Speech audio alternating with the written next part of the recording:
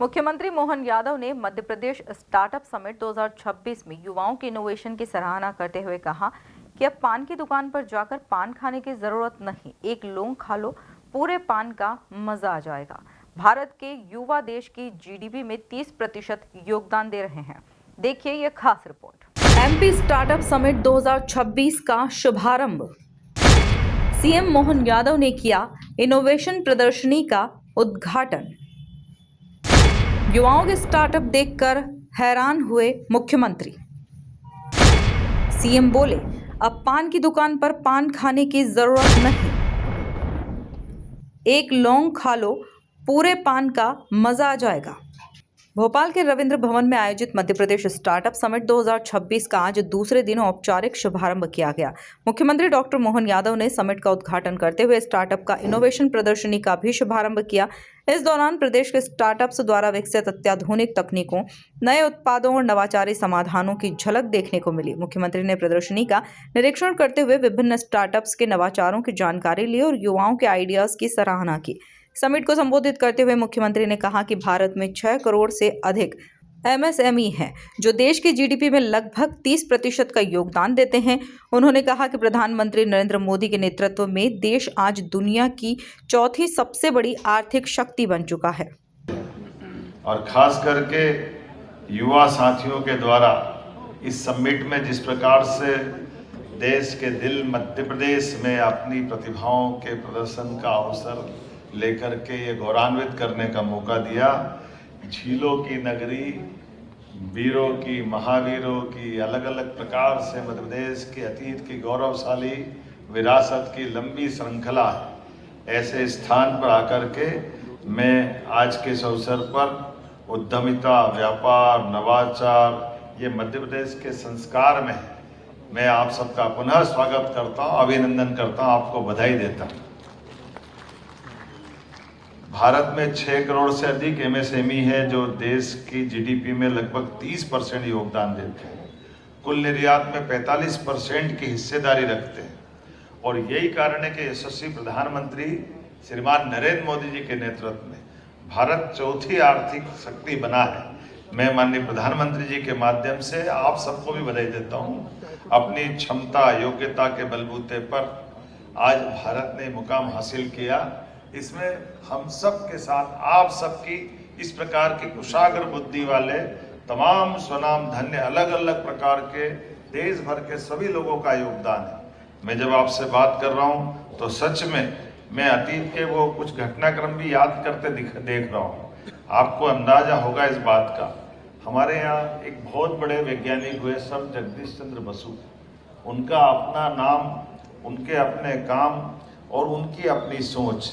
यद्यपि ये बात सही है कि सर जगदीश चंद्र बसु को हमारे अपनी पौधों की संवेदनशीलता के बलबूते पर उनको स्वयं को भी इसमें पुरस्कार मिला था कि हाँ, हमारे पौधों में भी प्राण होते हैं, पौधों के अंदर भी जान होती है और पौधे जहर को महसूस करके पीछे हटते हैं। और वो कैस्ट्रोग्राफी के माध्यम से वर्तमान के उस नए यंत्र के माध्यम से 10,000 गुना ज्यादा आवृत्ति से, क्योंकि पौधों की डेवलपमेंट बहुत स्लो होती है, आंखों के सामने पकड़ना मुश्किल जाता है। लेकिन सीएम मोहन यादव ने बताया कि स्टार्टअप्स को बढ़ावा देने के लिए वर्ष 2022 में इंदौर से एक विशेष पोर्टल लॉन्च किया गया था। इसके बाद युवाओं ने ऐसे ऐसे नवाचारी आइडिया प्रस्तुत किए जिन्होंने आम जीवन को आसान बना दिया।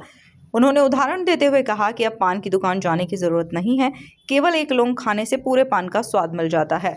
वहीं ईवी तकनीक के जरिए मात्र 10 रुपए में 1 एकड़ फसल की कटाई जैसे इनोवेशन भी सामने आए हैं। को प्रोत्साहन देते हुए, स्टार्टअप को प्रोत्साहन देने के लिए 2022 में मध्य प्रदेश में इंदौर से एक पोर्टल लॉन्च किया था, इसी विभाग के माध्यम से। पहले हमारा विभाग भी इसके मामले में सरकार के लिए जो मूल काम थे वो अपने जनोपयोगी, जनहितैषी, लोक कल्याणकारी, जनहितैषी योजनाओं में, हितग्राही योजनाओं में काम करते थे। लेकिन बदलते दौर में इन सब की आवश्यकता है। और कितना अच्छा लगता आज हम जब प्रदर्शनी का उद्घाटन करने गए और क्या क्या कैसे कैसे प्रकार के हमारे युवाओं ने स्टार्टअप दिए। अब बताओ, पान की दुकान पे पान खाने की जरूरत नहीं, इतना अच्छा स्टार्टअप तो मैं यही देखता हूँ। एक लौंग को लपेट के पान का सारा टेस्ट दे दिया, बोले लौंग खा लो तो पान खा लिया, कितना बढ़िया आइटम, ये तो यही मिल सकता, इतना अच्छा तरीका। मैंने तो 2-3 लौंग जेब में लेके आया कि ये अच्छा घर वालों को भी खिला के दिखाऊंगा। ये हमारे बच्चों की कल्पनाशीलता की कितने अच्छे प्रमाण है। ऐसे एक नहीं कितने प्रकार से। जब देख रहे थे कि हम तो सब परेशान है पर्यावरण में प्रदूषण के कारण से, CSB और हम भी, वो एक स्टार्टअप में एक मशीन बनाई, मशीन में ईवी के माध्यम से एक तरह से छोटा ट्रैक्टर है, 1 एकड़ फसल चाहे गेहूं हो चना हो केवल 10 रुपए में काटेगा 1 घंटे के अंदर। वो मशीन चलाएगा, बैटरी चार्ज रहेगी, आराम से फसल कट जाएगी। और मालूम पड़ा कि ज्यादा एकड़ ज्यादा जमीन हो तो एक बैटरी स्पेयर में रख लो। अब ये कितने छोटे छोटे चीजों में काम नहीं पड़ रही, इसके कारण से वो जो हमारी नरवाई जलाने की जो संकट रहती है वो नीचे जड़ से ही काट देगा। तो अपने आप एक नहीं, मैं बहुत सारे उल्लेख कर सकता हूँ, लेकिन वाकई ये आज के इस दौर में इसी बात की आवश्यकता है। मुझे इस बात की प्रसन्नता, कई सारे मित्रों को हमने पुरस्कार भी दिए, सम्मानित भी किए, और माननीय प्रधानमंत्री जी के नेतृत्व में हमारी सरकार भी, जब से हमारी सरकार का गठन हुआ है, हम सब इन सारी बातों को प्रोत्साहन दे रहे हैं। जीवन की मूलभूत सुविधाओं के साथ साथ हमको इस प्रकार के नवाचारों को भी प्रोत्साहन देने की आवश्यकता है, और भारत को आर्थिक रूप से संपन्न बनाने के लिए हमारे इसी ही सब प्रकार के संवर्धन से, प्रोत्साहन से हमारे अपने मुकाम को हासिल करते हुए आज 4थे नंबर की अर्थव्यवस्था भारत बना है, बहुत जल्दी 3रे नंबर की बनेगा, और आने वाले समय में भारत नंबर 1 का बनेगा। मेरी अपनी ओर से पूरे आयोजन के प्रति बधाई, बहुत बहुत धन्यवाद। भारत माता की जय। मिलाकर मध्य प्रदेश स्टार्टअप समिट 2026 प्रदेश को नवाचार और निवेश के नए केंद्र के रूप में स्थापित करने की दिशा में बड़ा कदम साबित हो रहा है। युवाओं के नए आइडियाज और सरकार के समर्थन से आने वाले समय में मध्य प्रदेश स्टार्टअप की नई पहचान बनाने की ओर बढ़ रहा है। Bureau report, MP news, Bhopal.